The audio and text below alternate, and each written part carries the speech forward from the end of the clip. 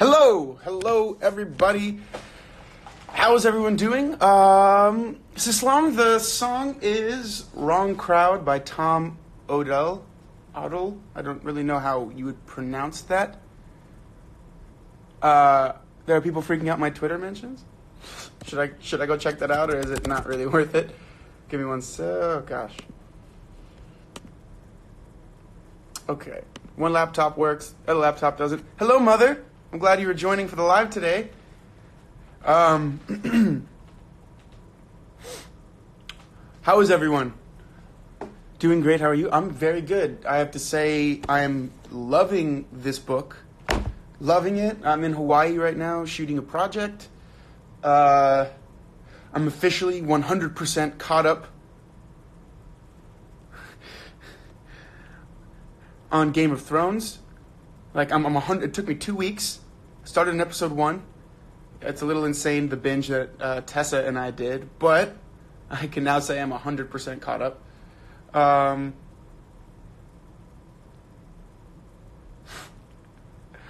So many questions about the first few chapters. All good. Make sure you have them written down, or if you want to talk about them, we're here. Now, what I like to do, I don't know if, Game of Thrones. I'm all caught up now. Wow.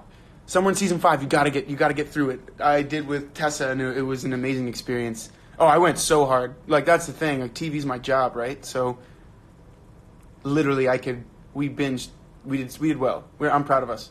The book has so many characters that get introduced all at once, and I'm confused. Yes, this book is similar because it's talking about 3 generations. Macon Dead the first, who had Pilot and Macon.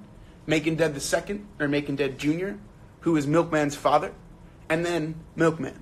So it does get a little confusing. So I understand, but we're gonna talk all about it. This book is huge. Yes, it is. I realize that the language at times can be a little complex, but that's because of the way that she writes. And I feel like a lot of what I was seeing on Twitter, everyone kind of was on the same page, where it took a chapter to get used to it, maybe 2 or 3, and then after that, you were like, whoa! It got really interesting. So if you guys are like me, what I like to do is I like to go onto Spark Notes and I like to look up analyses. I like to look up people that analyze the book and different chapters, and I like to look all of that up. I will warn you, I get spoiled a lot of the time by some analyses. So so just be aware of that. If you're going to look stuff up, you're probably going to get spoiled if it's not Spark Notes. Spark Notes is really good at making sure everything is sectioned off into chapters. So, thank you guys for joining. A few of you are asking. We are reading Song of Solomon by Toni Morrison. This book won the Nobel Prize, and it was written in 1977. One of Morrison's big hits, like one of her most, I think, not famous, but a big book for her. It's okay if you're struggling. This book, I'm not spoiling on purpose. It was more of an accidental spoiling this morning when I was looking stuff up to talk about, and I was like, oh, and this God, there's no alert at the top of the page. So then I went back to my ever faithful Spark Notes, where you can, if you don't look at the themes, if you look at just chapters, analysis, and stuff, it does better. But the themes tend to kind of give stuff away, so be aware of that. So yeah, let's do it how we always do it. What are your first thoughts? And no, I have not seen Endgame yet. If anyone spoils any of Endgame, I will block you. This is serious. Do not spoil Endgame. All right, so let's start from the top. What are the first one-word thoughts? How are we liking this book? How are we liking Toni Morrison? This is the first novel we've read of hers. What's going on?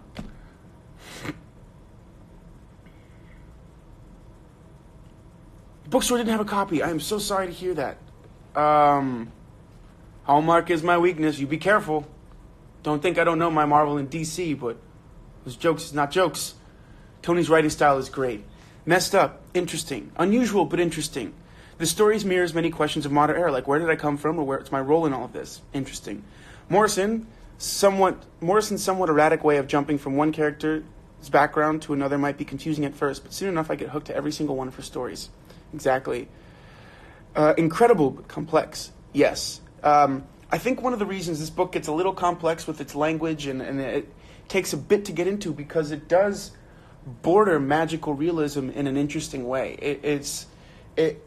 It's not just like an account of what's happening. Like the idea that Freddy was born by, was it Freddy that was born by the white bull? His mother saw a white bull charging at him. And you'll see that there are very few white characters in this book as well. That's on purpose. And then we'll talk about that later. But yeah, so there is this, it's not a magical realist book, but it has some themes that kind of guide into that. Confusing at first, really like it. With the racial side of things, it reminds me of The Hate You Give. Yes, it does. It was confusing first, but then I started to enjoy it. I'm glad you started to enjoy it, Cat Fernandez. I enjoy nonlinear storytelling. Good. This book might be pretty sweet. Really don't want to miss anything, so how much are we reading this week? That's a big question. We're on 166, probably to like, yeah.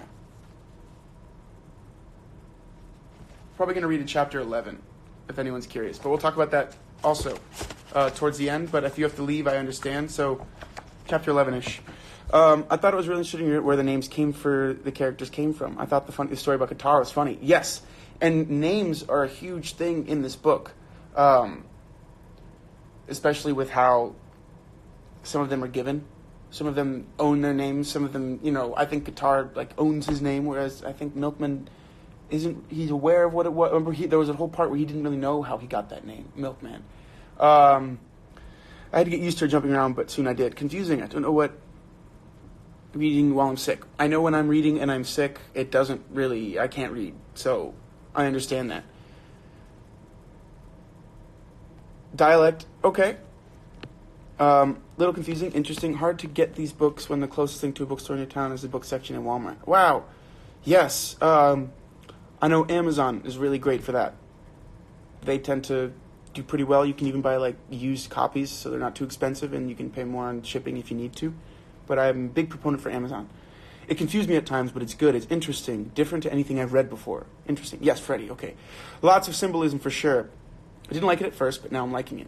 I like the title is a biblical thing, but not really at the same time, and that's interesting too. I'm glad you touched on that, because a lot of the names, I think all the names are from the Bible. 1 Corinthians, Magdalene, like Mary Magdalene. Then you have Pilate, Pontius Pilate. All of those names are from the Bible, and I think there is a reason for that. We'll talk about that later. I'm thoroughly enjoying the use of language, dialects. I reread a couple parts in 4 and 6. Hard to chew, very, very, very visual. That's one of the things that made me fall in love with Toni Morrison's writing, is that she's so metaphor queen. Yeah, extremely visual, to the point that you can... I think this book is actually one of the books that's best, it takes a little longer, but best to read out loud. And really, like someone said, chewing on the words.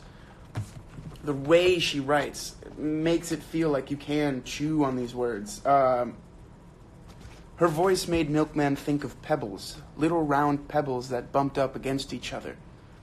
Maybe she was hoarse, or maybe it was the way she said her words, with both a drawl and a clip.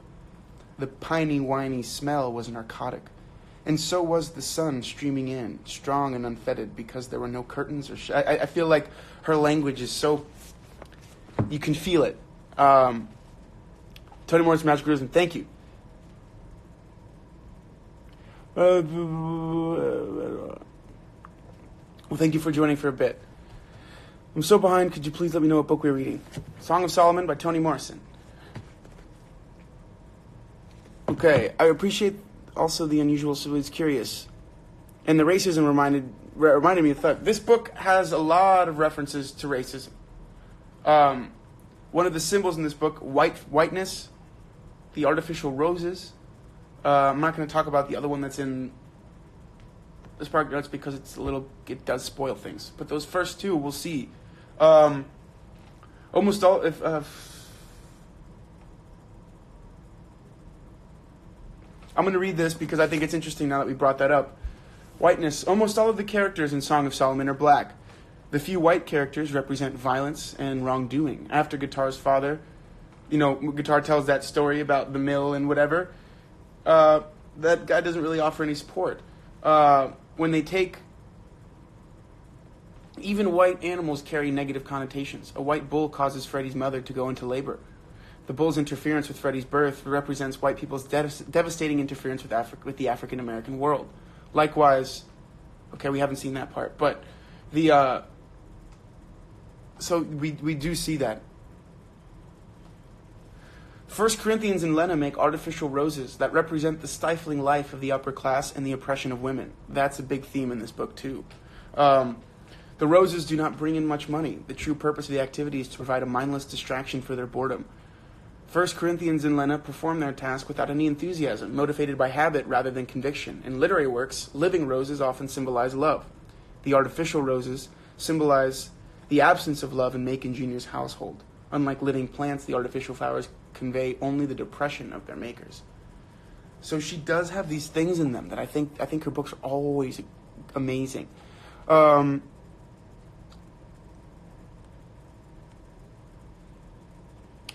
Even though I was confused at first. Okay, how did I find the book? I had read some of Toni Morrison in high school. I read her book, Beloved, which I highly recommend. There is a movie that has Oprah Winfrey and Danny Glover in it. It's a fantastic movie. I would recommend it. And then because of that book, I started to like books like this, with all this imagery and metaphor and beautiful writing style. So I figured we should read one of her books, because this year we're trying to read more books by women and people of color, and Toni Morrison fits both of those categories. So I was very happy to have this book. And then also I found it on the list of Obama's favorite books. So I was like, that's pretty cool. It seems like his own mind erased the part of the reason he was called Milkman. Yes. I think that's interesting. What do I have here about that? Names. In Song of Solomon, names show the effects of both oppression and liberation. The fact that Milkman's nickname describes him better than his recorded name shows that written names are often unreliable. For this reason, they're often replaced by names of oral tradition. For example, Dr. Foster Street is officially labeled as Mains Avenue, but after his death, it is commonly known as not Dr. Street. Although the official name is accurate, the popular name is more descriptive. So names do have a big thing.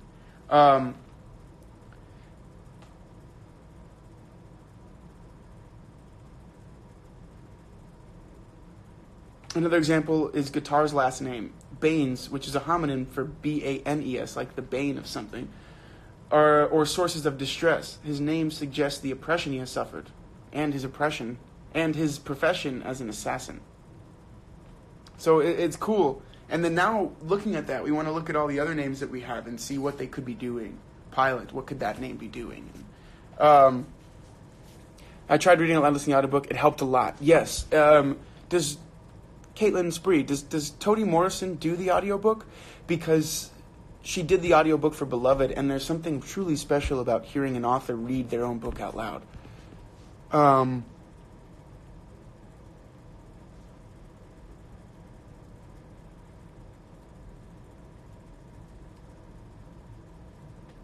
Pilot Appreciation Squad. Yeah, Pilot I think is an amazing character. And then I think it was chapter 6, that was mostly about her life. Loved it.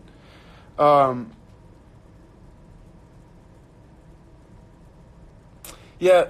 nerd boy. Reading it around people was very difficult. I went and had pho last night, and I was in this, I was in, I guess, a Vietnamese restaurant having pho, and they had the TV on, and it was very loud where I was sitting, so it was hard for me to so I had to wait till I got home. But yeah.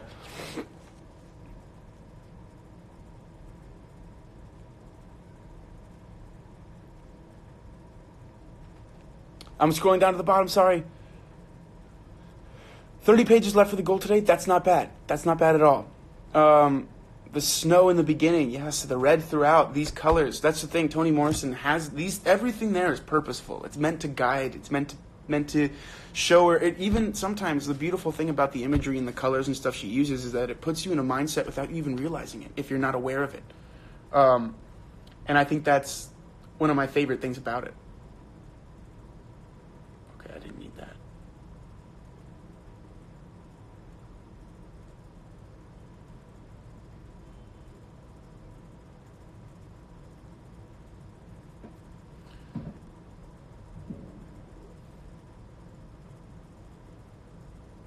Okay. Okay, how do I do that? I'm going to pin the title. Song of Solomon.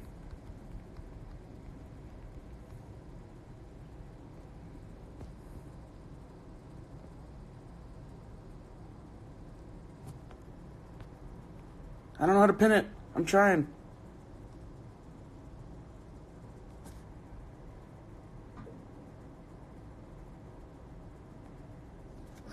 Don't know how to pin this. Sorry.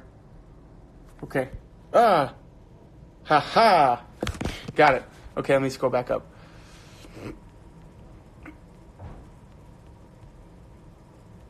Oh, it was also in Oprah's book club. That makes sense because Oprah was in Beloved.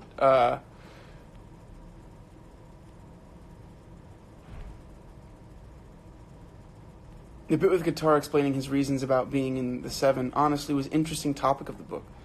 I think that's fascinating because one of the... Let me go back to this because I do want to read part of it.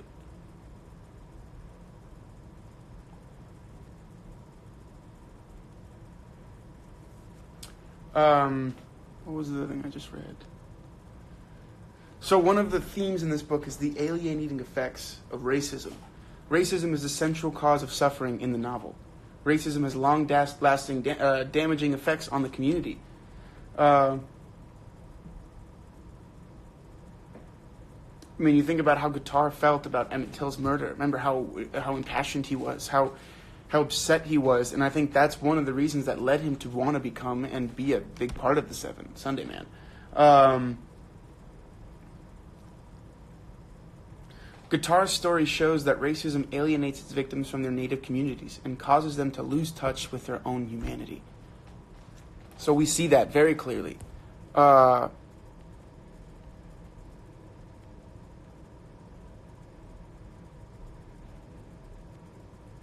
does everyone feel about Ruth? Yeah, let's do that. How are me and Tessa? Tessa's great. She'll probably be here in Hawaii soon to hang out for a bit. It's good.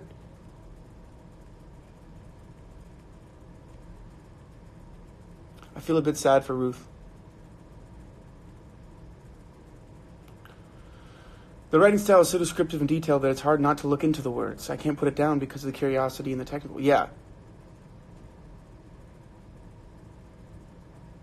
Do I believe in ghosts? Yeah. When one of the characters who asked Milkman if he believed in ghosts, it got me thinking, do you believe in ghosts as well? Absolutely. Toni Morrison did the audiobook. Okay, so I would recommend it to anyone because she does an amazing job. It will take longer because it's someone reading out loud, but it'll be worth the time you spend. Trust me.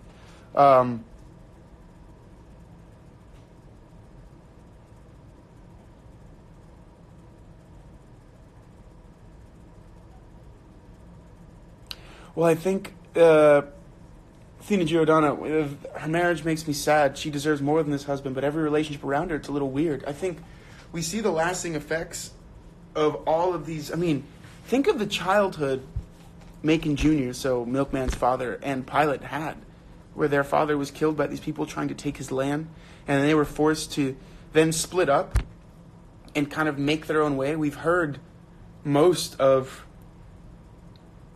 Pilate's story and how she came to move and find that island and then have Reba and then continue on, and then her whole journey to even find her brother was a thing. So we're seeing how the history that these people have come from have really affected who they are and who they're becoming. Interesting, right? Interesting. Uh, I read up to chapter 9. Rita.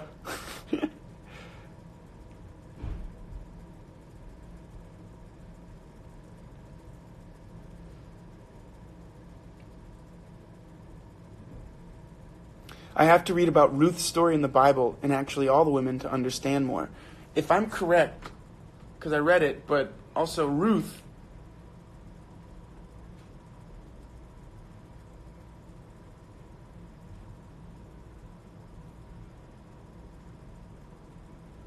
I'm pretty sure Ruth was the woman that gave Abraham a son in the Bible and then was cast away. Very similar to Ruth Foster Dead's story, where she was isolated after her 2 daughters, and then when she had a son, there was a glimmer of hope for her to kind of rebuild this relationship, and then kind of recast away. Okay, I'm scrolling down to the bottom, guys.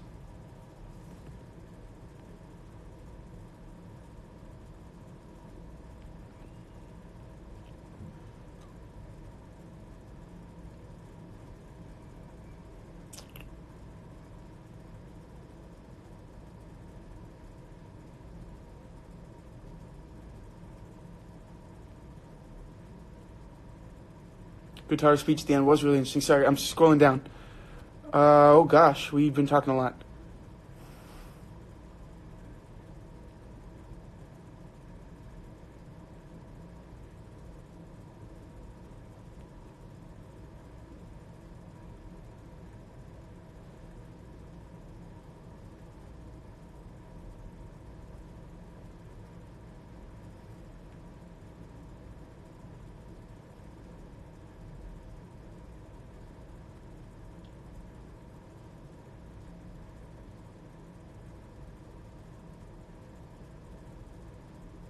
Oh, Christina Elizabeth, I think that's interesting. I think Ruth is the most interesting character because the magical growing tulip shows a lot about her. She puts all her love into the flowers because she can't express love. Okay, so not only is there something there, someone earlier asked how to explain for magical realism. In real life, outside, no one would plant a flower and we wouldn't see it grow and prosper into this forest of beautiful flowers. That wouldn't happen. But in this book, that's accepted as, like, we don't know if that really happened. We just hear from Milkman's point of view of watching that happen and seeing these flowers. So that would be magical realism, where it's this magicalness brought to reality that's seen as real. So she shows a lot about her. She puts her love into the flowers because she can't express love. Well, she can't express love, and love isn't returned to her. But in her flowers, the work she puts into them is returned back in their growth. So that's pretty cool, right?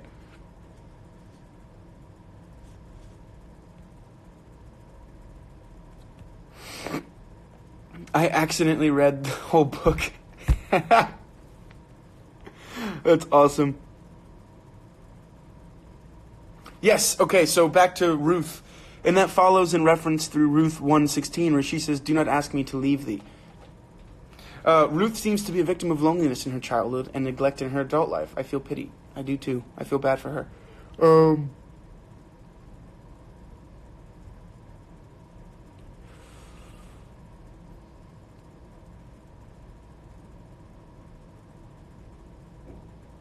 Do you believe Ruth or Macon? Who's telling the truth? That's a good question to press to me on it. I think they both are, because they're both telling their truth.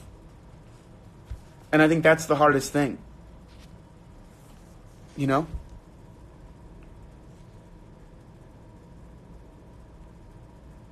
It's really hard to stop reading. It's one of those books that's like downhill, right? You start to roll, it starts to get good, and the next thing you know, you're like, oh wait, I shouldn't read more than this. And I really try not to read more than I should. Well,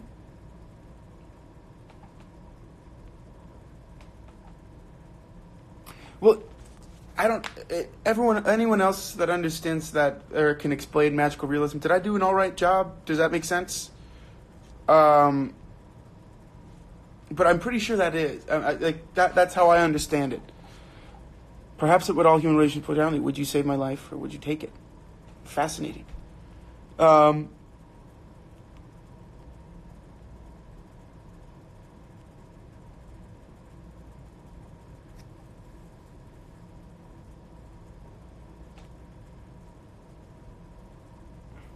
What do I think about Hagar?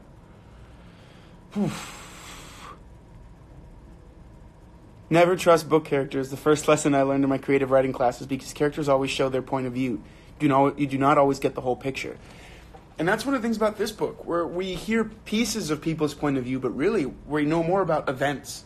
We know that an event started this book. This man tried to fly. And that's another thing, that there's this magical realism aspect. Because if you notice, no one was imploring him to get down. No one saw it. It was not a suicide attempt. No one saw him as trying to commit suicide. They saw him as trying to fly and seeing if it were possible. So I think that's something we have to look. That's another aspect of that, is that idea. It might. I think it will recur. Unreliable narrator. That's so true. Yes, it made sense. Okay, cool. Thank you guys. Hagar in the last part scared me a little bit. What was that guitar said to him though about, like, didn't you think this would happen? Like, come on.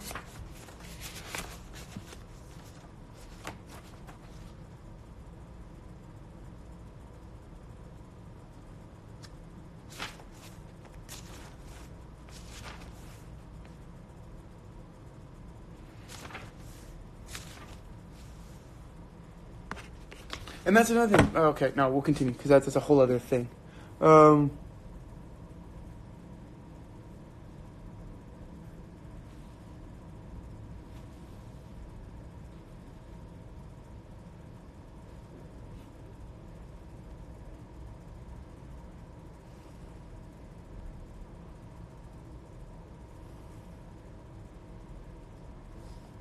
but Hagar will never kill Milkman, because then she would despise the person that took him out of this world, which would be herself. Like, I think, didn't Pilate say that to Ruth? That, yeah, she wants him out because he's the person that took her away from him, but at the same time, she can't get rid of him because then she'll be the person that ended that. But I also find it fascinating the way that Pilate looks at death, because she doesn't have her experience with it is that it doesn't really happen.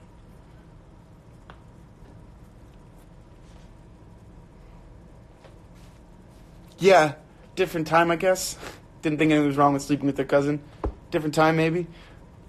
Different world, literally.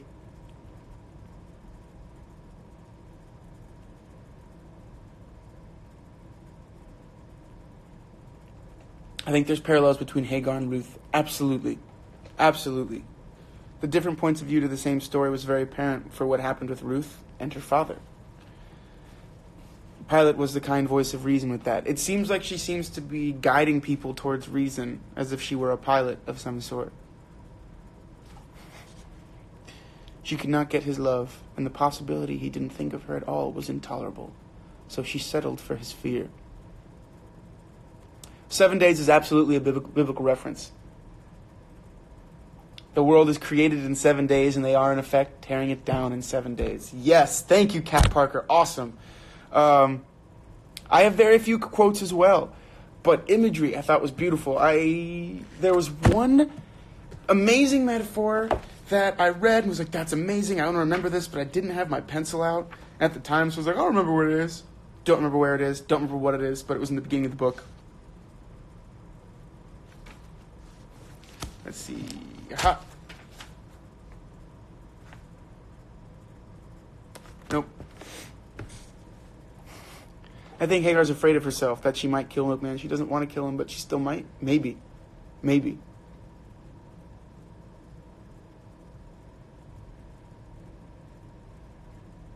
So why did she snap? Because of the thank you specifically? Maybe. Maybe it was that the love was no longer going to be returned, and it was seen as a thing. When he said thank you, and what I understood is that she was like, I wasn't doing this for you. I wasn't like, oh, let me give him something. No, she wanted to be with him. Like, and maybe it didn't start that way, but it grew into this thing. And now when he thanked her for it, it made him see like she was like giving him something he could take away. She was giving him something that was a gift, that she didn't want anything in return. But I don't think that was the case. She wanted his love in return for hers. So that's what I think that might have been.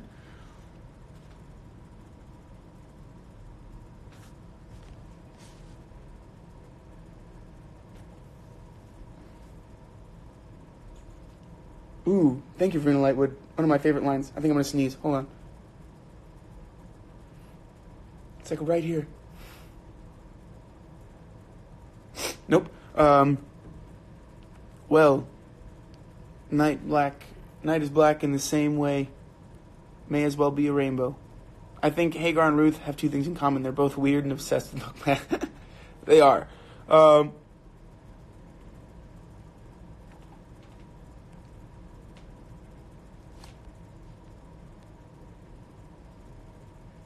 I don't know why I'd use highlighters. I didn't have a pen or anything to put a little mark.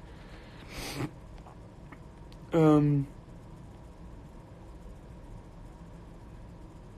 she cut Milkman's shoulder, I think that gave insight to how she was capable of hurting him, but actually killing him was a step too far, though I'm not sure. I know, but I can't see the sun. And there are no lights on. Like, all my lights are on back there, and this is like a window, so... As the stars made themselves visible, Milkman tried to figure out what was true. And what part of him was true had anything to do with him.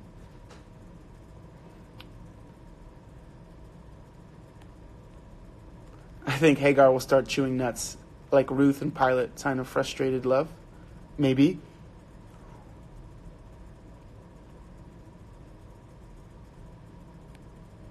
I think that the character Hagar is like a metaphor, I guess. I mean, sometimes one of our biggest fears is to hurt the ones we love. And I think one of our scariest realizations is that we're capable of that.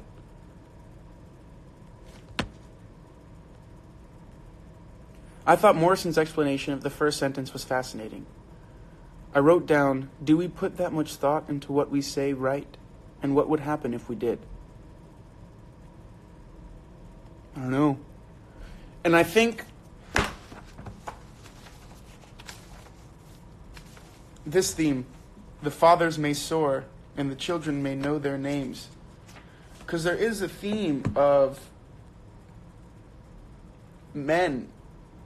Well, we haven't really gotten to this part yet. So we're going to wait because I'm looking at stuff and I see where it's tying in, but we haven't gotten to the part that...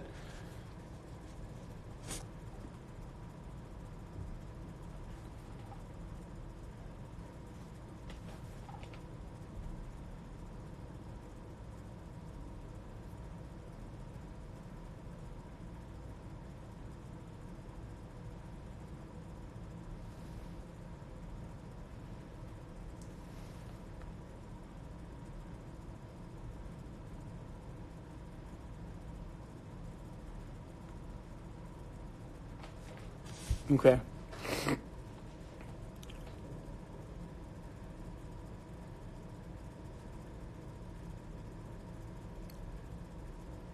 Well, so why did the sister's expression change?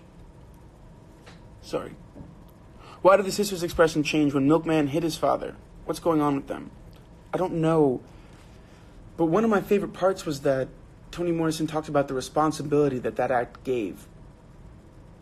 He not only was responsible for the act and had to carry that weight of having been someone who struck their parent, but also that act forced his father to give him another responsibility of this knowledge of the way his father looked at his mother and that life.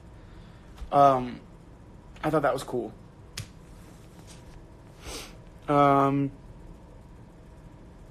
I thought it was interesting when Emmett Till came up. In The Hate You Give, he is victimized, but in this book, he is thought of as stupid and thoughtless. Well, I mean, those are different perspectives, right? One was a perspective of people who had studied the past and knew of what happened to this young boy named Emmett Till, who was visiting from the north and, whatever happened. Now, we're seeing the reaction of people who are living in that time, who are aware of the prejudices and the dangers of living in that time and of being in the place that Emmett Till was. And these people are saying any person worth their salt, not worth their salt, any person living like us and who we are would understand that what he was doing there was not smart. In their, so they have the context of being alive at the time when it comes out that this person was horribly murdered. Whereas in the future now we can analyze the actions of the past. We can look back on them and we can judge them. We can be like, I can't believe that the society, the country allowed that to happen. And yes, that should never have happened. They're saying, well, there is, it's part of that. I think it's part of the oppression of that world. Infinite possibilities and enormous responsibilities stretched out before him. But he was not prepared to take advantage of the former, or accept the burden of the latter. Yes, love that. Freddie told Milkman to ask Corinthians about what was happening with Guitar. I think maybe more to come on the sisters. Absolutely. I think definitely there's going to be more about this thing. Is she involved? Did they say only men are part of the 7 days?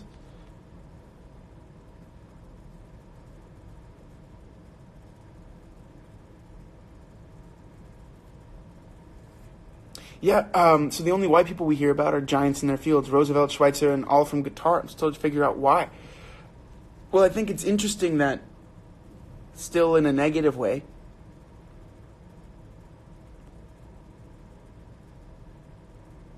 the novel really idealizes the strong women characters that the female character really depend on male for their survival. There's something about that here.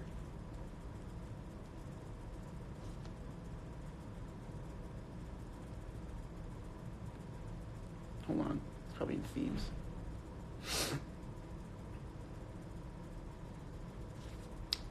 Themes. Abandoned women. Men's repeated abandonment of women in Song of Solomon shows that the novel's female characters suffer a double burden. Not only are women oppressed by racism, but they must also pay the price for men's freedom. Guitar tells Milkman that black men are the unacknowledged workhorses of humanity, but the novel's events imply that black women more correctly fit this description. The scenes that describe women's abandonment show that in the novel, men bear responsibility only for themselves, but women are responsible for themselves, their families, and their communities.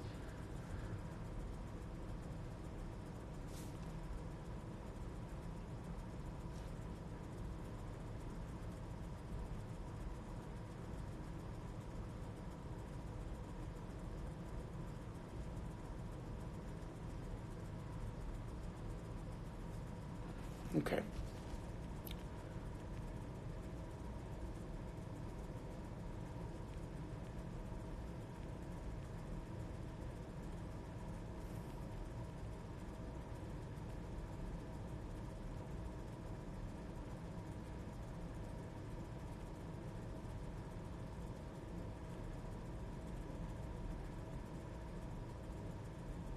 What comment did I skip? Milkman hitting make it in the conversation that followed is parallel to how, with age, we learn more, but that new knowledge isn't always positive, and often stuff we don't want to hear. Yes, I agree. Awesome. I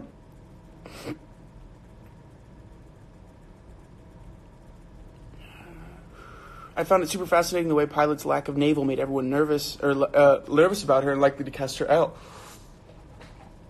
Well, it was seen as unnatural. And that's something that's very, in that world, it was, like they said, you're not from God. It's interesting. And yeah, remember, this is a different time, so I don't think not having a belly button is that weird. Although it is hard to explain how that happened. Like, we all have umbilical cords, so there should be something there. So that is interesting. I get all of my info from SparkNotes. I think Hagar should just neuter Milkman. That is awful. I don't think that's ever something someone deserves.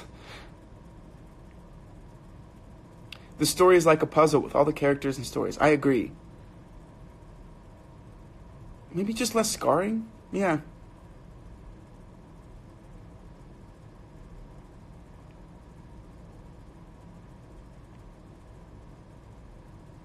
All right, so we have 15 minutes left. Should we start on quotes? And if you have page numbers and stuff, I can read them if they're long. So if we want to go into quotes, I think that'd be cool. I think Hagar is just the consequences of Milkman's actions. Maybe. Quotes or anything, if you want to give me page numbers, I can read them. If you have... are we finishing the book for next week? I mean, we're on page 160.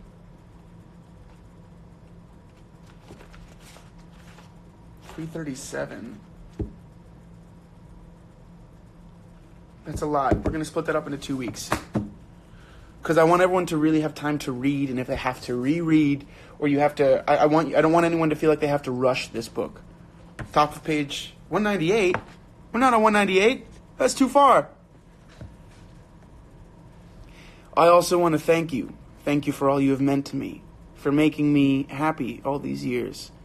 I am signing this letter, of course, with love, of course, but more than that, with gratitude. Sweet words. Hey, Kat Fernandez, usually the girl with the quotes. All good, all good. I understand. I mean, I'm missing 3 discs in my life. Maybe. It's not about you living longer. It's about how you live and why. It's about whether your children can make other children.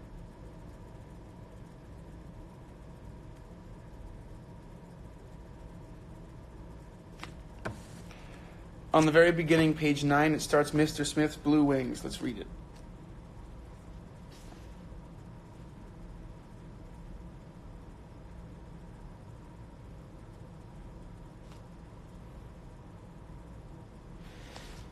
Mr. Smith's blue silk wings must have left their mark, because when the little boy discovered, at 4, the same thing Mr. Smith had learned earlier, that only birds and airplanes can fly, he lost all interest in himself. To have to live without that single gift saddened him, and left his imagination so bereft that he appeared dull even to the women who did not hate his mother. The ones who did, who accepted her invitations to tea and envied the doctor's big dark house of 12 rooms and the green sedan, called him peculiar. The others who knew the house was more a prison than a palace, and that the Dodge sedan was for Sunday drives only, felt sorry for Ruth Foster and her daughters, and called her son deep, even mysterious.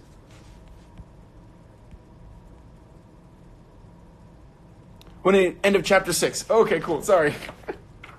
I was like, how does that quote start, Katrin Moser?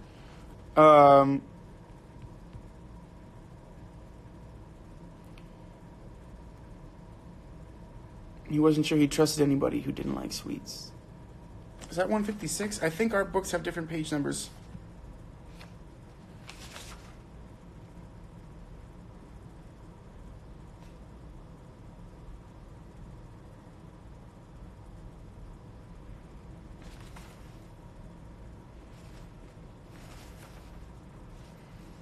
I need to know maybe chapters too. I wish I'd have known more people. I would have loved them all. If I'd known more, I would have loved more. His life was pointless, aimless, and it was true that he didn't concern himself an awful lot about other people. There was nothing he wanted bad enough to risk anything for, inconvenience himself for. Because the fact is that I am a small woman. I don't mean little, I mean small. And I'm small because I was pressed small. Macon kept telling me the things you're scared of weren't real. What difference does it make if the thing you're scared of is real or not?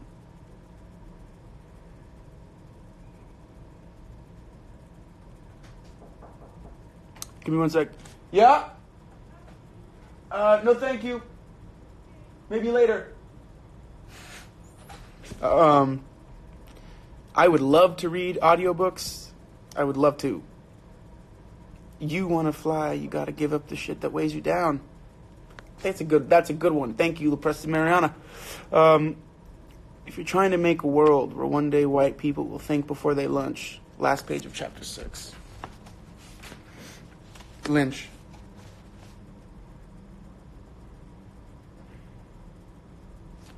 It's not about you living longer. It's about how you live and why. It's about whether your children can make other children. It's about trying to make a world where one day white people will think before they lynch. Pretty cool.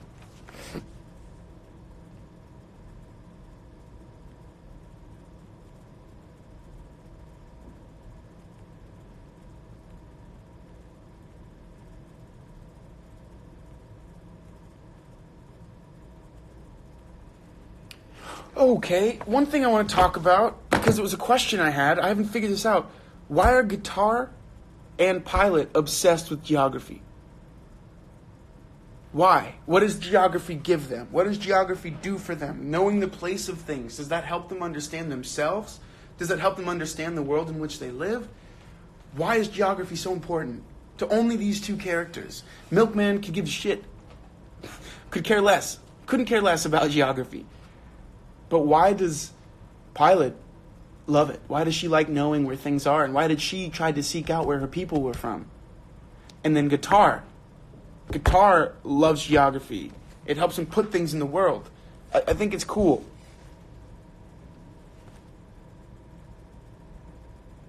They excuse themselves for everything. Every job of work undone, every bill unpaid, every illness, every death was the man's fault. The book won the National Book Critics Circle Award. Yes.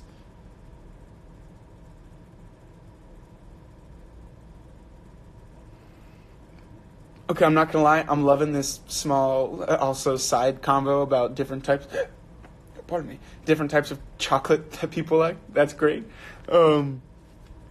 Love dark chocolate, but if it gets too dark chocolate, it gets a little, not sour, but it gets a little strong for me. I love milk chocolate. I'm not sure what percentage it becomes too much, but back to the book real quick. I think for Pilot, it's a way to see where she was going, and where she wanted to be. Maybe it gives him a sense of control. Guitar is mainly about the north-south, though. I find geography and history so important to my sense of self. Interesting. They're the more intellectual characters in this book. Geography might be a reference to how they think they have their path figured out, or they think they know how the world works. Maybe. Maybe they'll enjoy Into the Wild. Pilot uses geography as a way of explaining her life, but also as a way of deciding where to go in the future. Honestly, not sure, though. Haven't got a coherent thought on that yet. They both seem to be the only characters who know their place in the world. Geography. Ha! Thank you, Katrin Moser. That's dope. I just got chills. Maybe it's because they like... I guess that's an important thing for all of us. I mean, knowing where we came from, knowing who we were. To, like, oh my gosh. This is going all the way back to our first book. We have to look at the past in order to see which way we're going. Looking at the past in order to see the future. Wow, cool tie-in there. Geography may also could link the idea of seeing where you've been or where you're going.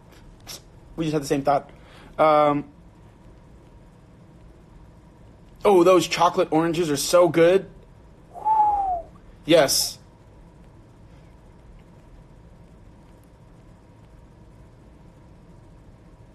Maybe it's the fact that Pilot has wandered a lot. Pilot has piloted around the country.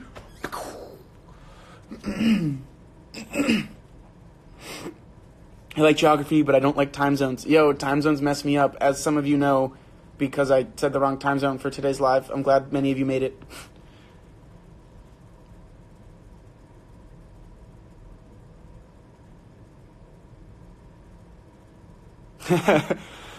Oh, the other day we went with a couple and got talking about books. I mentioned Into the Wild, and it turns out Krakauer is the girl's uncle. No way! That's cool. That's cool. No fruit and chocolate. Whoa, Verena Laywood. Yes, fruit and chocolate. Chocolate-covered bananas are great. Chocolate-covered oranges, that this one specific thing, they're actually really, really good. I had one for the first time, like, recently. But we have 5 minutes left, so let's stick to this. Riding backwards made him uneasy. It was like flying blind, not knowing where he was going, just where he had been. It troubled him. Also, Milkman has this constant fear of not fear, but what's behind him? What's in the past? What's pushing who he is? And I think we might see that further on in the book. This idea of him trying to discover what was behind him. Because I think that's an interesting moment when he pees on his sister because she startled him, because he was ever aware of what's behind him.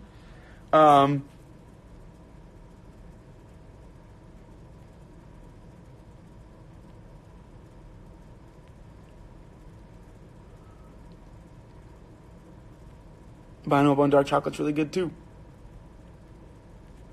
Alright, So we only have a few minutes left. I know we still have a lot of things to talk about, but that's okay because this book is incredible. I'm glad it seems that everyone's enjoying it. I'm glad that we get to continue reading it, and I'm very excited to do so.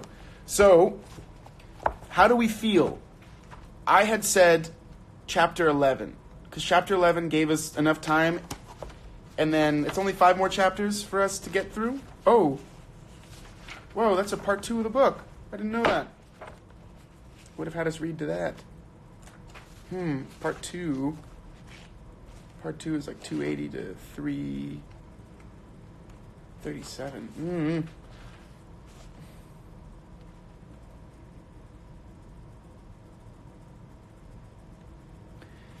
I think we'll go to chapter 11 so that we can break up this last bit into 2 weeks so that if we do need to reread and continue, we can do that. If you want to finish the book, that's fine. That's okay. Just remember, we're only going to talk up to a certain part. So let's go, let me look at that. Chapter 11 is on what page for me?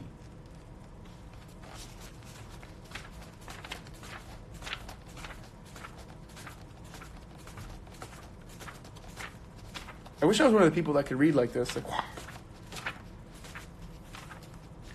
We're going to read up. We're going to read up to chapter 11. Don't read through chapter 11. Up to chapter 11. So read chapter 10. We will do that so that we can split it up. So if anyone needs to reread or wants to go back and read a chapter, we have time. We're not doing that much left for these last 2 weeks. We'll be good. We'll be very good. Thank you guys for joining. Next Sunday, I'm going to try to stick to Sundays from now on because I like Sundays really work for me. So Sundays are the way to go. So again, I will let you know closer to Sunday at what point we will read. At what time we will have our discussion over the next 80 to 100 pages we're reading. Thank you guys for joining. Thank you for your time. Have a great weekend. Rest of your weekend. The live will be at 11 a.m. It might be a little earlier. I'll let you guys know. It might be earlier. Yeah, it might be a little earlier. But